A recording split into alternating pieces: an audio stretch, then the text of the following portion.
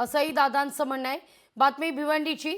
भिवंडीतल्या धर्मांतराचं प्रकरण आणि या प्रकरणी अमेरिकन नागरिकासह 3 जणांना अटक करण्यात आली आहे। तीनही आरोपींना न्यायालयीन कोठडी सुनावण्यात येते।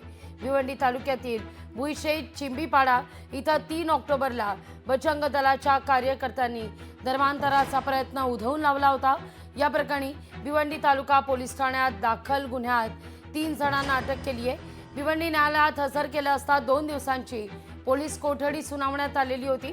सोमवारी पुन्हा प्रथम वर्ग न्याय दंडाधिकारी कनिष्ठ स्तर न्यायालय 7व या न्यायालयात हजर केलं होतं। त्यावेळी न्यायालयानं न्यायालयीन कोठडी ठोठावली।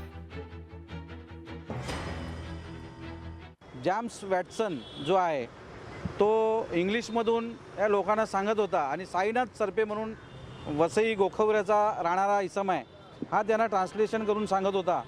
आणि मनोज कोल्हा याच्या घरात व घराच्या बाहेर ही सगळी लोकं जमली होती, 30 ते 40 लोकं जमली होती। त्यांना हा सांगत होता का हिंदू देवदेवता हे राक्षस आहेत, हे काही तुमचं भलं करणार नाही, तर येशू भगवान तुमचं भलं करेल, त्याच्यामुळे तुम्ही ख्रिश्चन धर्म स्वीकारा, तुम्ही त्याच्यामध्ये सामील व्हा, असं ट्रान्सलेशन करून सांगत होता।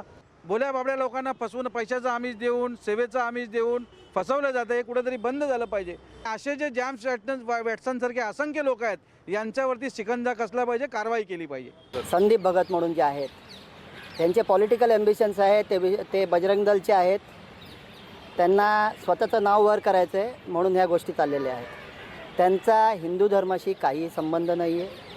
हिंदू धर्माची लाज वाटेल अशी कामं ते दोघे करत आहेत। महिलांबरोबर गैरव्यवहार केलेला आहे, त्यांनी तिथल्या लोकांबरोबर गैरव्यवहार केलेला आहे, त्या बायबलला हात लावून त्या बायबलला त्यांनी फाडलेला आहे।